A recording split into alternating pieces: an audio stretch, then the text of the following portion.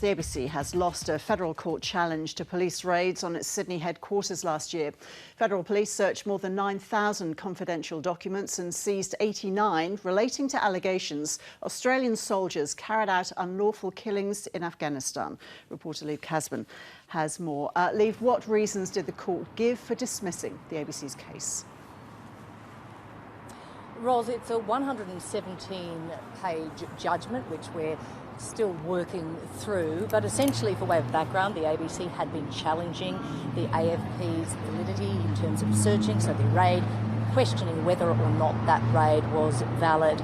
And the ABC case had argued that the warrant was invalid in part because the words that they were searching for were too broad. So Justice Wendy Abraham, in her judgment this morning, found that it was valid, partly based on looking at the warrant as a whole. So plenty still in that document to work through, but essentially it was dismissed, that application, by the ABC, and the ABC ordered to pay costs. So remind us why the AFP raided the ABC headquarters in the first place. Ros, this related to the Afghan Files, which was a series by investigative journalists Dan Oakes and Sam Clark. Now, this was about 3 years ago that they put these very explosive allegations together in the Afghan Files.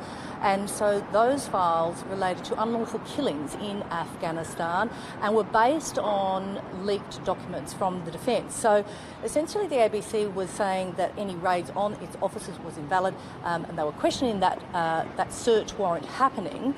So those raids that were conducted back in June of last year, there were documents seized, many documents seized, and obviously it will be up to the AFP now to determine whether or not they open that file, those files which are on the 2 USB sticks which are in the AFP's custody at the moment. OK, so court-wise, what happens now, Liv? Well, the ABC will have 28 days to work out whether it is going to appeal, and for its part, the AFP has not yet issued a statement in response to this judgment this morning, but it will have to determine what its next step is as well. All right, Liv, thank you. We'll find that out now with more. Here's the ABC's Director of News, Gavin Morris. Gavin, firstly, what's your reaction to this? We're really disappointed. I think Australians have a right to know what goes on behind closed doors within our bureaucracy and within our government. And police raids, on media organisations, when journalists are going about their job and doing it. Let's remember, Ros, in no sense here are the stories that we published back then, have they been called into question. The stories were accurate. It was thoroughly well done journalism. But what we're now discovering is that in Australia at this time, police can come in, can fossick around inside confidential files and put the whole way we understand journalism to take place at jeopardy. So what was the AFP looking for? Well, we don't really know, but what I think they were trying to do was intimidate journalists and intimidate whistleblowers from not coming forward in stories that effectively sometimes embarrass those in positions of power.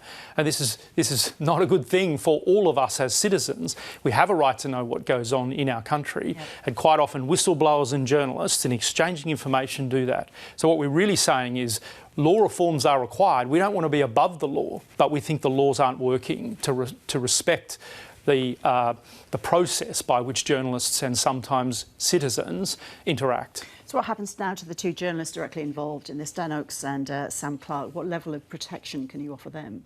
Well, we will continue to put their interests first, put the interests of whistleblowers first. But look, 8 months on from these raids, they still have no clarity around the investigation that the AFP are conducting. And this is 3 years after they published the stories. So this is just not how the process should work. And some reforms to the system would ensure that this wouldn't need to be the way journalists and whistleblowers find themselves when they collaborate on a story.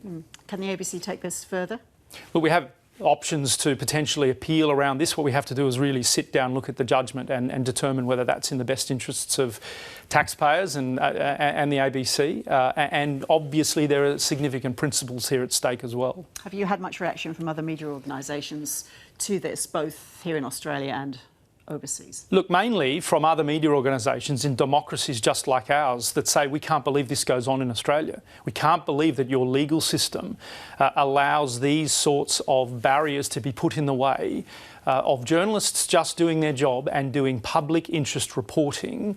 I think most observers internationally think this is a mess and it needs to be cleaned up. And that's we obviously are urging government and lawmakers to do exactly that. Gavin Morris, thank you. Thanks, Roz.